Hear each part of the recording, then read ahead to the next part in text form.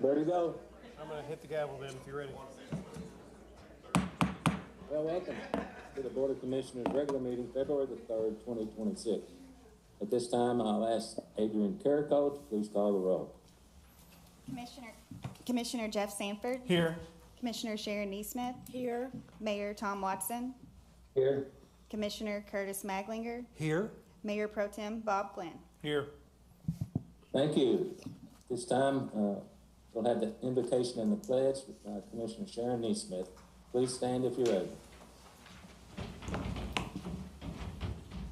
Bow your heads. Dear Lord, we come before you today with a heart of gratitude. Thank you for your countless blessings and unwavering love. Keep our community safe and guide us to make decisions that help and protect. Amen. Thank you. Pledge allegiance to the flag of the United States of America and to the republic for which it stands, one nation, under God, indivisible, with liberty and justice for all. Thank you. The next item on the agenda is a 211 day proclamation. I think, Pro Tem, you gonna handle that?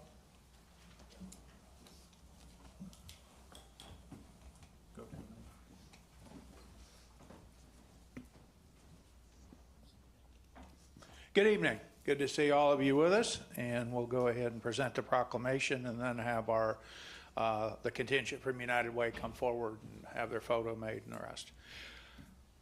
Whereas 211 is a free, confidential service that connects individuals and families to essential health and human services in their community, and whereas 211 provides critical information and referrals for needs such as stable housing, utility payments, food, mental health, health care, disaster recovery, transportation, and other needs.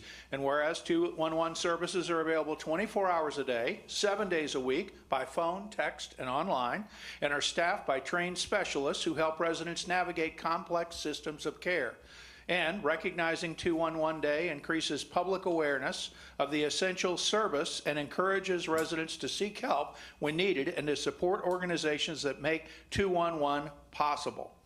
211 plays a vital role in strengthening communities by ensuring residents can access resources that promote health, safety, and economic stability. And so therefore, I, in purpose of the mayor here, Thomas Hart Watson, mayor of the city of Owensboro, do hereby proclaim February 11th, 2026, we're a little early, as 211 Day in the city of Owensboro. So come on down, and commissioners, come on down.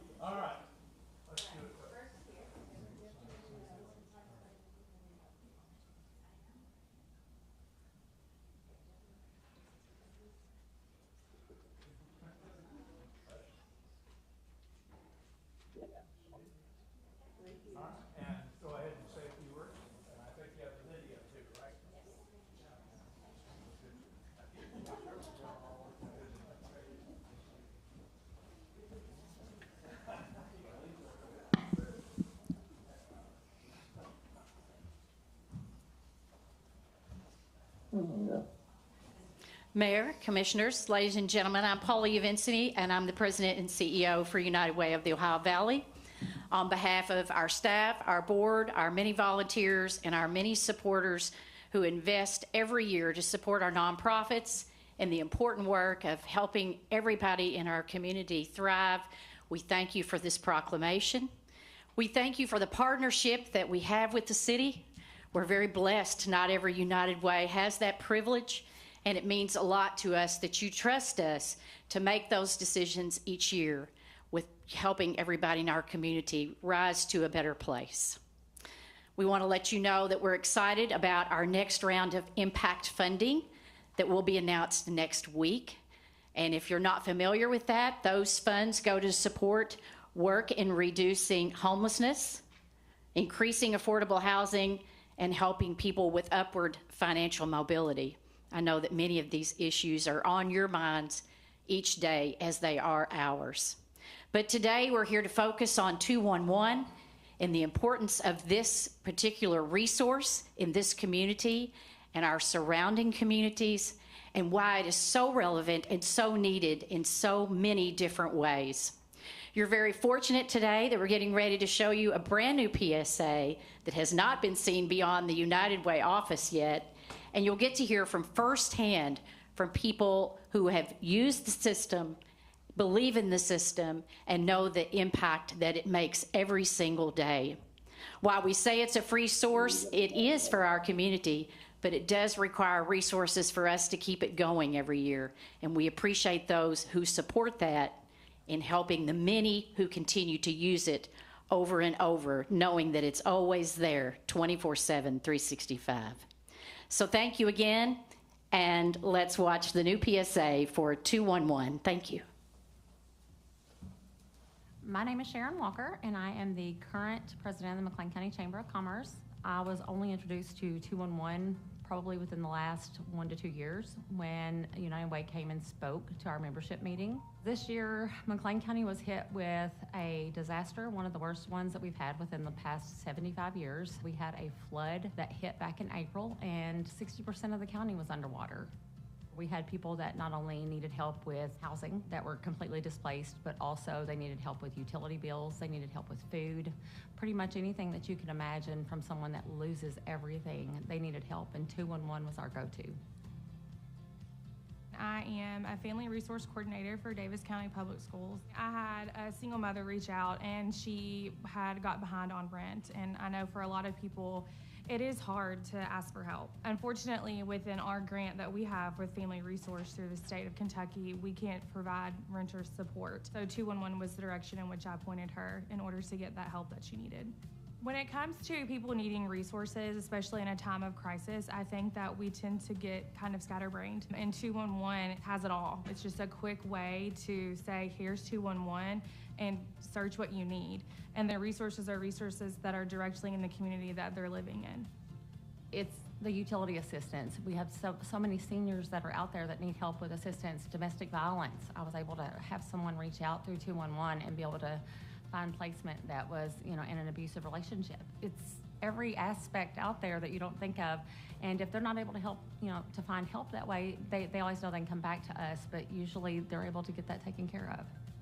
We never know when we're gonna have a struggle. We're never gonna know when we're in a hard time. And just knowing that there are resources out there for you, it's kind of just a refreshing reminder that even in the hardest of times, there's still gonna be somebody there for you, and that's what 211 is.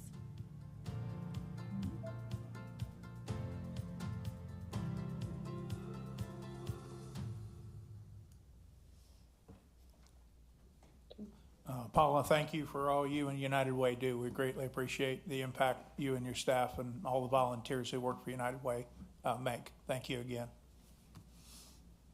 Ready to do the next one? Okay. Next item on the agenda is Black History Month, and we'll have a proclamation for that as well. Do we have a representative here for that? Well, I'm from O'Hearn, but I didn't know that we were doing a proclamation. Well, we are. You're welcome to come up when I get done, if you like, and collect it if you want. Skip things. All right, we're here to celebrate Black History Month. Of course, February is Black History Month, and last week we had the NAACP event, and I know that both Larry and also Richard Brown were honored. So let's keep them in our prayers and support, because I know he can't be here tonight. All right, Proclamation for Black History Month is a time to honor and celebrate the history, culture, and contributions of African Americans to the U.S. and to the world. And whereas Black History Month serves as a reminder of the importance of learning, reflecting, and embracing the diversity that has shaped our shared history and strengthened our communities, and whereas the observance of Black History Month was established to recognize the invaluable contributions of African Americans in fields such as education, science, politics, business, arts, and civil rights, we recognize the struggles, resilience, and accomplishments of countless African American individuals who have paved the way for future generations and whose efforts have helped move our society closer to achieving equality, justice, and freedom for all. And whereas the City of Owensboro is committed to fostering inclusivity, understanding, and mutual respect among all its citizens, and recognizes the importance of learning from the experiences and wisdom of the African American community, it is my pleasure, according to the mayor, therefore I, Thomas Hart Watson, Mayor of the City of Owensboro, do hereby proclaim February 2026 as Black History Month. So feel free to come on down and accept this. And commissioners, come on down and we'll take a photo. How are you doing? Good to see you.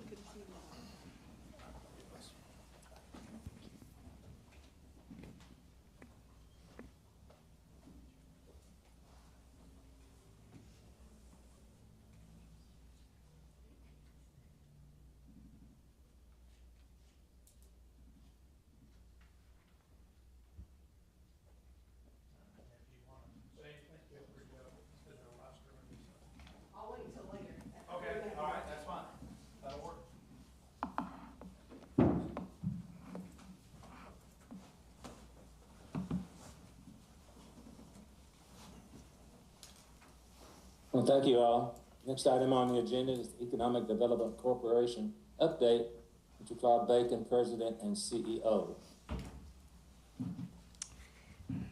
Okay, thank you all so much for allowing us some time here this evening. You know, I've been in this role now for about 2.5 years. And during that time, I've been fortunate to build a talented staff, most of which are with me tonight. Brad Davis is traveling out of the area tonight and couldn't be with us. But over that time, building this talented staff and developing a strategy focused on one goal, and that goal is making Greater Owensboro even greater. Tonight, you'll hear directly from members of our team with me tonight and share the positive results that they've helped achieve, both reflecting on where we've been and outlining where we're headed. A strong supportive board of directors has been central to this progress over the last 2.5 years. Their leadership and commitment have helped move this organization forward and without question have positioned us for continued success. I also want to recognize the City of Owensboro. Your support has gone far beyond the financial contributions and investment that you've made in Greater Owensboro economic development. Your partnership has been instrumental in helping us deliver these results. So on behalf of our board and all of our staff, thank you for your support. We've now been fully staffed for 1 year. Summer with us tonight just recently celebrated her 1-year anniversary with us. Having a complete team in place has allowed us to become even more strategic and proactive as our economic development efforts continue to evolve. When we look at results, few speak louder than the dual designation Greater Owensboro received in 2024 from Site Selector magazine. Never before in the history of Greater Owensboro has our community received 2 top 10 designations in total projects and projects per capita. That achievement was driven by the incredible companies that we already have in our community that expanded here, and also the new ones that chose to locate here. We were proud to play a supporting role in those decisions. In 2025, the community is experiencing the fruit from many of these projects, of which I'll update you on a few of those just shortly. And that work continues. Our approach is becoming increasingly aggressive, intentional, forward-looking as our strategy unfolds. As you know, much of what we do must remain confidential, which can make it challenging to share details in such a competitive environment. However, tonight we are excited to present meaningful progress and momentum through this report. So thank you all for allowing us to be here tonight. Normally at this point, I would have introduced Brad Davis, our VP of Business Development. Again, Brad's on the road tonight, so I'm going to make his presentation next. And here we'll start with an overview of the Massey property, which certainly don't need to educate the folks in front of me on the purchase of that property, but that was completed by the city in September of 2025. The total property purchase was 121 acres And as you can see from the rendering provided by the engineers, there's a possibility of putting 3 or more facilities on that property. This, of course, would vary by the type and size of the project. And you can see a 500,000 square foot building on this site, a 250,000 square foot building, and I think 100,000 square foot facility. So 3 very large, significant projects could be there. And we are already marketing the site and currently have an active request for information submitted to the Economic Development Cabinet on the Massey site as it is. We're also moving forward with the potential development of the site. Currently, there's a Kentucky Product Development Initiative grant application in review at the state. We are cautiously optimistic that that grant will be successful, and these funds will assist with some additional studies and the start of development on the site. This would include an entranceway into the site off Parrish Avenue and creating one build-ready site on the property. We are hoping to hear about the funding in the very near future. On the Air Park site, moving to the next location, the next slide shows the tracks for the remaining property in the Mid-America Air Park. The city is a partner in the economic development properties along with the county and the Industrial Foundation. 4 of the tracks have options or options pending on them. You'll see those marked as track 1, 2, 3, 4, 5, and 6. There's 6 tracks available. We have options on 4 of those there now, leaving only 2 tracks, 25 acres and approximately 10 acres available at the air park, and that would close out that property. So again, talking about only 35 acres left available puts us in position with Massey to be the next site. So that's exciting as we move closer towards closing out at the air park. Next, I'll move to just some of the companies and some of the announcements that were made in 2024 and that progress. R&L Transportation is one of those. They began operations and opened in late October, early November at their facility at the air park. They are continuing to operate and grow their business there. As you'll recall, that was a $25 million investment with 63 jobs. MizCon was the next project to update you on. They are scheduled to begin their near $156 million expansion this spring, resulting in 44 new jobs. This project will sit on their existing footprint at the Ragu Drive facility, so it has required additional engineering in order to accommodate the ongoing operations along with the expansion. UniFirst has nearly completed their $28 million expansion, adding a new inventory control system on their site. We're looking at a spring completion on the UniFirst project. Next would be, again, another project, no secret to anyone here, is the Maui's Indoor Theme Park, $18 million investment with 125 new jobs. And I might also add that there's potential for more investment and expansion in that project in the future. And it's been great to work with TS Entertainment and the Hatton family on that project. And finally, all of this has been summarized in the news articles, giving the community a consistent spotlight on the many projects and progress that's happening in the community.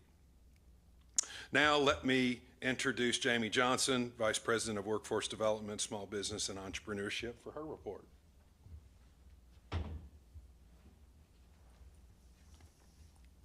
Good evening. So I have some statistics from 2025 for Owensboro and Davis County.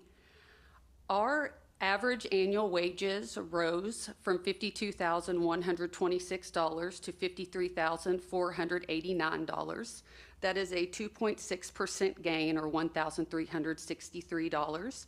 Our cost of living is 7.9% lower than that of the nation. Davis County added roughly 335 workers to its labor force in 2025, alongside a small but meaningful increase in labor force participation from 61.6% to 61.9%, signaling greater workforce engagement rather than stagnation. The Kentucky labor force participation rate is 59.5%, so we are doing better than the state there. For workforce development, we have a lot of different programs that we work with. One of those is the Greater Owensboro Federation for Advanced Manufacturing Education. That is a program that we run with OCTC and local manufacturing facilities. We have the Elevate Owensboro Mentorship Program that pairs new business owners with successful entrepreneurs in the community, and the Reentry Success Program with the Davis County Detention Center, and thank you all for your investment in that program. For business retention in 2025, we had visits with Kentron, Metalsa, Kimberly-Clark, Glenmore Distillery, Green River Distillery, Southern Star, and more. We're planning for more visits in 2026 to help in identifying risk and opportunities early and strengthen relationships with the manufacturers and distributors that anchor our economy. This program is built around consistent visits, structured data collection, and intentional follow-up. For small business, we've been working with the city on the small business subsidy program, and in 2025, 5 businesses were approved for subsidies amounting almost $100,000. We had 6 training events that were held, such as the Balance Your Business training with Bold Venture Bookkeeping and Fearless Posting with Kate Higdon about social media. All in all, we helped train 198 individuals, and those people were with 130 different small businesses in the Owensboro and Davis County area. We are also the host for the Small Business Development Center. Jody Holsey is the business coach there. He works out of our office. He does an outstanding job. So far, since October, that's when his fiscal year starts, he's coached 73 people, 15 different funding transactions, helped businesses in Davis County achieve over $1.2 million in capital funding. For entrepreneurship, we do have a proposal for the Landing Entrepreneurship Hub to turn that into a co-working space and office space for tech startups and other different startups in the area. We do have a proposal for that has been turned into the state legislature, so hopefully we will hear from them on that in the next few months. We really do want to focus on innovation right now. That's going to help our existing employers grow. It's going to support higher paying jobs, and it's going to protect our tax base in a market where it's harder to get that large scale growth. And now I'll pass it off to Summer.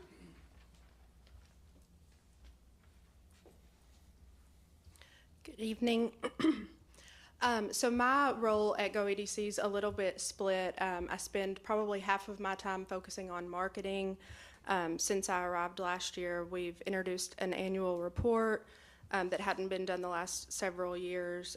That first edition gave us some framework. We're already building on that for 2026, the 2025 annual report that we plan to announce or release to the public in April. It's going to be beefier and have lots of numbers and data to share with the community. My role includes a lot of basic PR and communication. We do several digital and print ads for economic development publications that many of you all probably don't see, but they're going nation and worldwide sometimes. And then a lot of presentations and funding proposals like the one for the landing that Jamie mentioned. And then we do a lot on social media. Hopefully you've seen that by now. We've had some really great growth on our social media channels. These year-to-date changes are higher than organizations similar to ours in comparison, so we were really proud of those numbers. And then the other part of my time I split kind of between handling our day-to-day administrative needs and then focusing on specific economic development industries. So one of those that's newer to our area is the film industry, and so we've done a lot of assistance and promoting with that.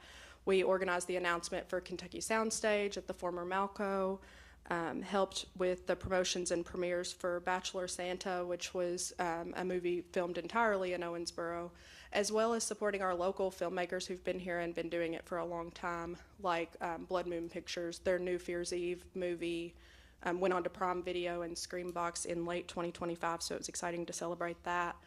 As film becomes a bigger part of economic development in the state of Kentucky, we're modeling our film office, if you will, off of how the state is organizing theirs, which is housed in economic development in partnership with tourism. And so we're doing that as well with Visit Owensboro and developing things like a filmmaker tour, which would be the equivalent of what you'd think of for a site selector tour or other industries. We're treating them the same way, like they're prospects. We're going to show them what they need to see and give them that Owensboro hospitality that we're used to giving manufacturers and things like that.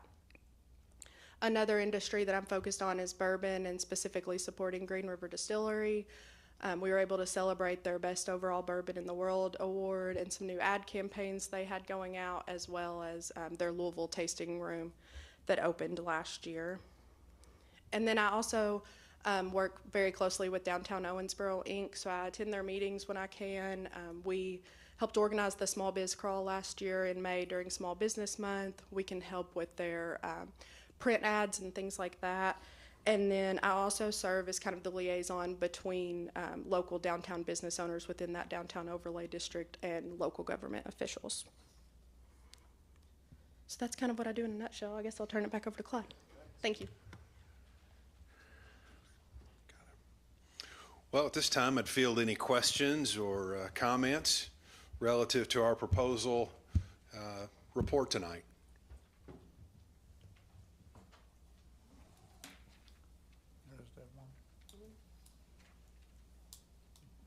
Thank you very much, Claude. Appreciate you. Yes, sir, Mayor. Thank you. And your whole team. Good job. Thank you. Thank you. All right. Thank you all tonight. All right. Appreciate the opportunity. Okay, next item on the agenda is consider approval of the minutes dated January the 20th, 2026. I'll make a motion to approve these minutes. Could I have a second, please? Second. Thank you. Any further discussion, deletions, or additions? Hearing none, all in favor indicate by saying aye. Aye. All opposed? Motion carries. Thank you. I'd like for you to consider these board appointments. Westland Shawnee Neighborhood Alliance appoint Ashley Edge to a 2-year term effective February the 3rd, 2026. And the Ambulance Contracting Authority appoint, I guess I should say Chief James Howard, to fill the remainder of an unexpired term ending December the 31st, 2029, replacing Ted Johnston. I'll make a motion to approve this. Could I have a second, please? Second. Thank you. Any other discussion, additions, deletions? Hearing none, all in favor indicate by saying aye. Aye. Opposed? None. Motion carries. Thank you. We'll go to item 6, ordinances. There'll be no vote. This is the first reading. Ms. Carrico. Ordinance 1-2026, an ordinance annexing to the city of Owensboro certain unincorporated territory in the county of Davis adjoining the present boundary line of the city, being property located at 3500 to 4300 block of West Parish Avenue, State Highway 81, containing a total of 121.605 acres, more or less, at the request of the city of Owensboro, Kentucky, introduced and publicly read on first reading this 3rd day of February 2026. Thank you. City Manager, could you give us some more information, please? I'm happy to, Mayor. This is first reading of an ordinance annexing into the city approximately 121 acres on West Parish Avenue, just west or outside of the bypass. This is what we refer to as the Massey property, which we acquired a few months ago to serve as an industrial park. And this is actually what Claude Bacon just referenced and showed in Exhibit 4 in his presentation. And as Claude referenced, we continue planning development of the property, such as entrances, utilities, and things of that nature to get the pad ready for development. This annexation is just part of that process. Thank you. Any other discussion, please? Hearing none. Thank you. Let's go to item 6B, ordinance. Ordinance 2-2026, an ordinance annexing to the city of Owensboro certain unincorporated territory in the county of Davis adjoining the present boundary line of the city, being property located at 2300 to 2500 block of Pleasant Valley Road, containing a total of 34.798 acres, more or less, at the request of the city of Owensboro, introduced and publicly read on first reading this 3rd day of February 2026. Thank you. City Manager, please. Like the last item, this is first reading of an annexation of a city-owned property as we prepare it for future development. This is the annexation of the panel property, which we also purchased back in the fall. No other comments, it just is part of the ongoing development of the site. Thank you. Any other discussion from the dais? Okay, thank you. We'll go to item 6C, please. Ordinance 3-2026, an ordinance annexing to the city of Owensboro certain unincorporated territory in the county of Davis adjoining the present boundary line of the city, being property located at 3230 Warehouse Road, containing a total of 1.014 acres, more or less, at the request of Addison Miles LLC, introduced and publicly read on first reading this third day of February 2026. Thank you. City Manager? Yes, this is yet another first reading of an annexation ordinance, this time just over an acre on Warehouse Road. The owner intends to develop smaller industrial units for rent and reached out and inquired about annexation. We were happy to partner with him to do so. And as usual for other properties not owned by the city that we annex at our next meeting, we will consider a standard annexation incentive for this property when we have second reading on this annexation ordinance. Thank you. Any further discussion from the dais? Hearing none, thank you. Item 7A, municipal order. Municipal Order 2-2026, a municipal order authorizing and directing the mayor to execute an application for a Kentucky Transportation Cabinet Office of Highway Safety grant through the National Highway Traffic Safety Administration in the amount of $50,000, the proceeds of which will enable the Owensboro Police Department to provide overtime traffic enforcement during specific mobilizations within the city of Owensboro to enhance public safety, no cash match being required by the city, read for approval on one reading this third day of February 2026. Thank you. I'll make a motion to approve. Could I have a second, please? Second. Thank you. City Manager? Yes, this municipal order approves a grant application for $50,000 to be used for overtime for Owensboro Police Department and their traffic enforcement programs, specifically such as the click it or ticket, speed weeks, and the drive sober or get pulled over mobilizations that we do annually. Accordingly, we participate in this grant program every year. As Adrian read, there is no match required for this grant. Thank you. Any further discussion? Hearing none, all in favor indicate by saying aye. Aye. All opposed? Motion carries. Thank you. Item 7B. Ms. Kirk. Municipal Order 3-2026, a municipal order authorizing and directing the mayor to execute a real estate purchase agreement for the acquisition of property containing 0.093 acres, more or less, located at 2745 West Parish Avenue, read for approval on one reading this third day of February 2026. Thank you. I'll make a motion to approve. Could I have a second, please? Second. Thank you. City Manager? Yes, Mayor, with the various projects in the area, such as the new Publix, it's become apparent that the intersection of West Parish Avenue and Carter Road needs additional capacity. So Carter Road north of Parish is a city street, while Carter Road south of Parish is a state route. So we're responsible for Carter north of the Parish Avenue intersection. This municipal order approves a small property purchase which will serve as an additional lane on southbound Carter Road, immediately north of Parish. I know that's kind of hard to follow. So if you look at the exhibit on the screens there, you can see the area that's shaded or hatched in red is what we're purchasing. So if you look on the right-hand side of your screen, you can see Carter Road there. And so we are basically acquiring a small piece of property. It's less than 1/10 of an acre, but it's a good project that we'll use to widen the road and add additional lane to Carter Road there between Old Henderson Road up to the intersection of West Parish. That's really needed now, so we're happy to be able to deliver that project and add capacity. If you drive that way, you know that road stacks or queues back not only past Old Henderson, but up to McFarland and that traffic signal. So it'd be a good project to add traffic capacity in that location as well. So this municipal order authorizes the purchase of that small 1/10 of an acre parcel. Purchase price is $25,000. I will say we'll have some related transactions to this. This is just the first of 2 or 3 documents that we'll consider to cause this project to go forward, but we have to start with the property acquisition, and that's what's for your consideration this evening.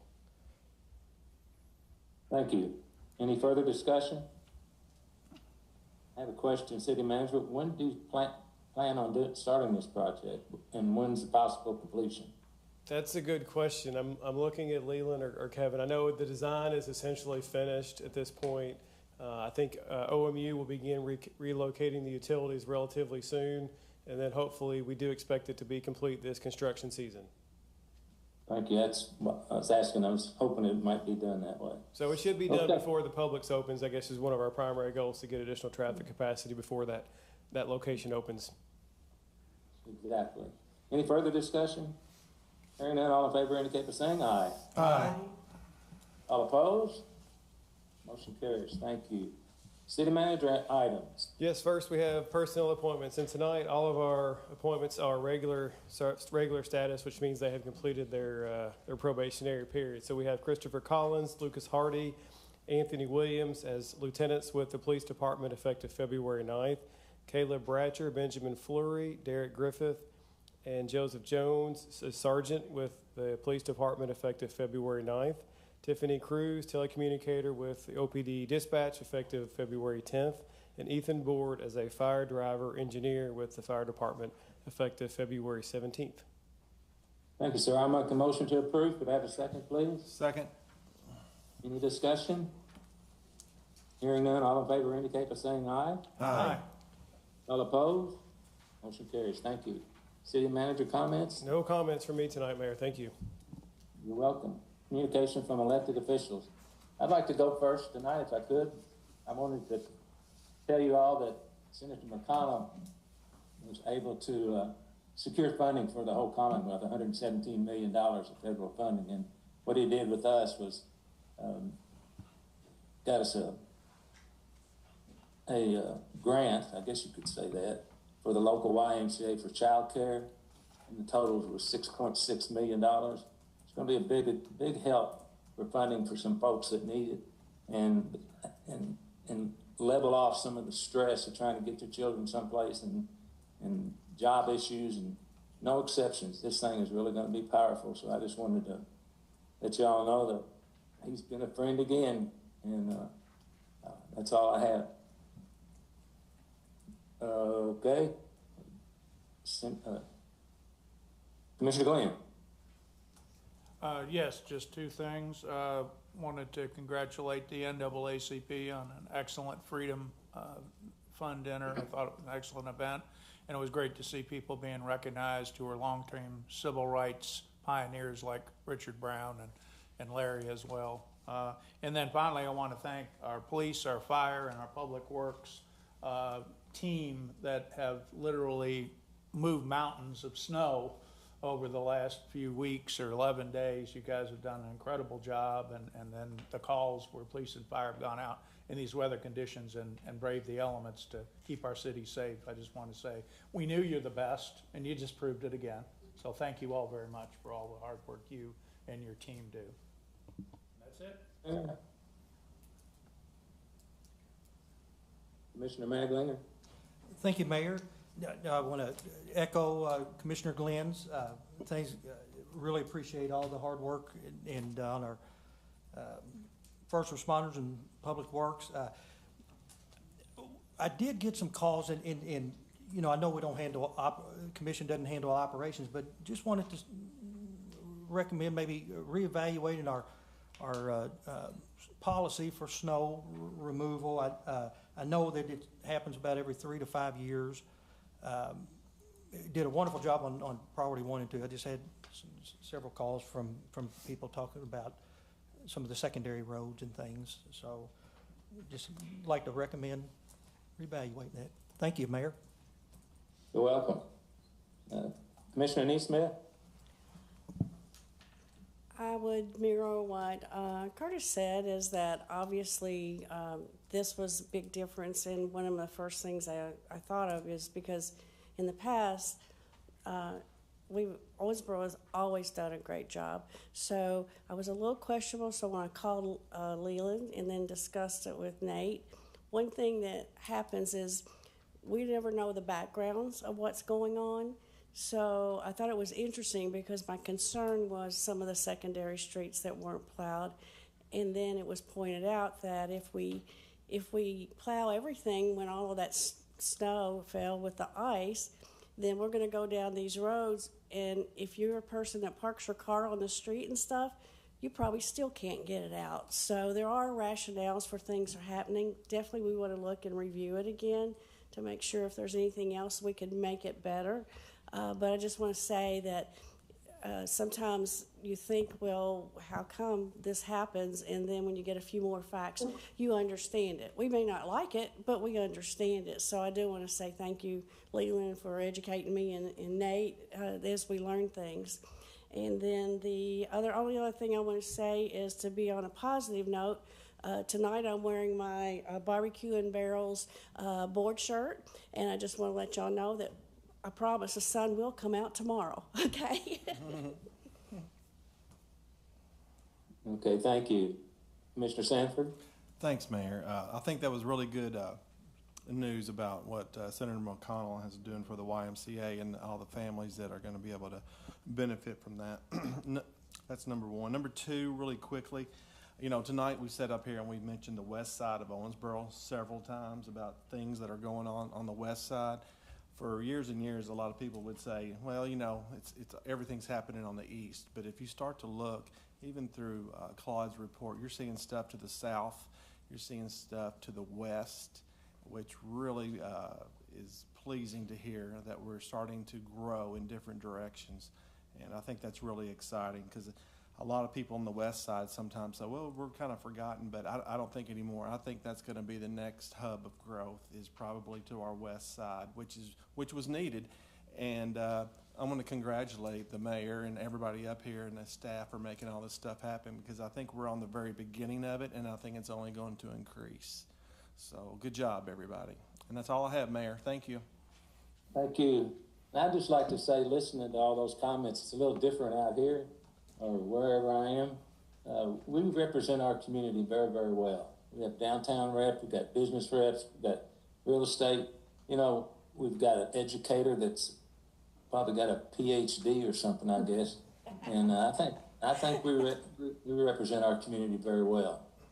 Okay.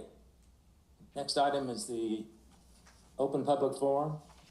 Members of the audience may address the Board of Commissioners on any matter of public concern that was not on the agenda. Comments are limited to issues within the scope and responsibility of the Commission.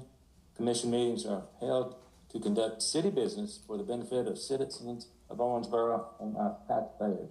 At this time, anyone that wishes to address the City Commission, please make their way to the podium, be recognized. The speakers must state their name and address for the clerk's record and limit their remarks to 3 minutes or less. Since the item is not on the agenda, no response is required from the staff or the Board of Commissioners. Who's up? I will go ahead and start my timer. Hi, my name is Glinda Wright, Commissioner Wright, and I am with the Owensboro Human Relations Commission, 711 Jed Place. I gave that 2 weeks ago. So 3 minutes goes quick, so I'm going to try to be quick. So as promised, I am back. None of our city officials took me up on my olive branch to handle some of these issues privately, so we're going to do it in the public. So what I have in my hands right here is the local ordinance that establishes my commission. And in addition to that, I hold a Juris Doctorate. So I'd like to think that I'm pretty good about reading the law. At least I graduated with honors, so I would really assume so. So our law right here says that my commission should receive complaints, it should investigate those complaints, it should hold hearings for the allegations, and we should act as mediator. That's not open for discussion, that's our current law. So is my commission following the law? I'm here to tell you all, it is not. And I have said that to this body for over 3 months. So I have our inquiries in our hand, and I'm happy to publish this for the public so that they can also look at what we're not doing. So let me just go to at least 3. There's lots of them, but I'll just read 3. Our executive director asked one community member to, and I quote, sign a consent to reveal information form between their attorney and her. That is not appropriate. Attorney-client privilege is sacred, and for her to say that she needs that signed before she's able to investigate, mediate, receive the complaint, or hold a hearing is illegal and factually wrong. So that's a problem because we're paying her $60,000 to give people incorrect information. Taxpayer-funded money, of course. Right here is our local guidebook. What does it say from the Kentucky level? That local commission should be receiving complaints and mediating, if that's what our ordinance says, and that's exactly what it says. So my question is are we going to continue to pay someone 6 figures, over $100,000 in benefits and in salary, to not do her job? And if so, then I would ask that you all just nix her position and you all receive the taxpayer funds directly and you all do something different with it. Because at this point, we're paying $500 a table to go to the NAACP event, but I'm the only one attending trainings. I'm the one that just wrapped up a community conversation so people in the community can come and meet with me. I'm the one doing that. I'm the one holding virtual monthly trainings, not my commission. I'm doing that for free. Our executive director should be doing that. I had over 10 plus people show up today, and I planned this event 3 weeks ago. So I would say that the community is looking for this type of work from our commission, and I ask you all to have our commission do the work that we're supposed to do, especially during Black History Month. Thank you.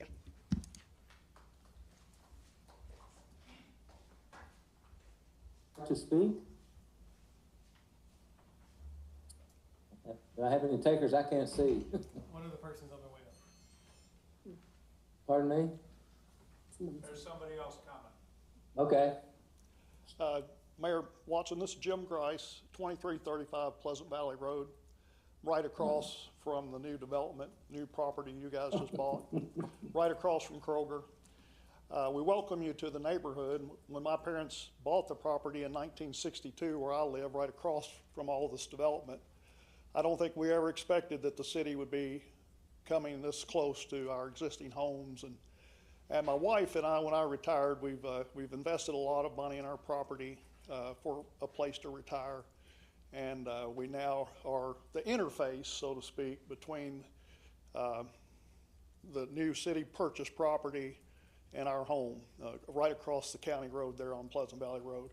And all I really have at this point is request that the city take us into consideration as you develop across the road there. We know you'll be developing that property. We've known Mr. Panel forever. We don't begrudge him selling his property for $3.5 million. We don't have a problem with that. But we would like some consideration for our existing properties. We own 6 acres, and then there's other residents in the county that are right across the road from this development. And we would like for you to take that in consideration and think of us as you develop. I think that's important, and it's important to us. We've been there, so like I say, since '62 is when we bought the property. Thank you. Thank you, sir.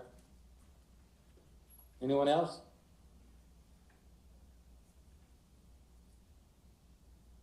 I guess not, so I'll make a motion to adjourn. Could I have a second, please? Second. Thank you. All in favor indicate by saying aye. Aye. All opposed? Motion carries. Thank you. See you in 2 weeks.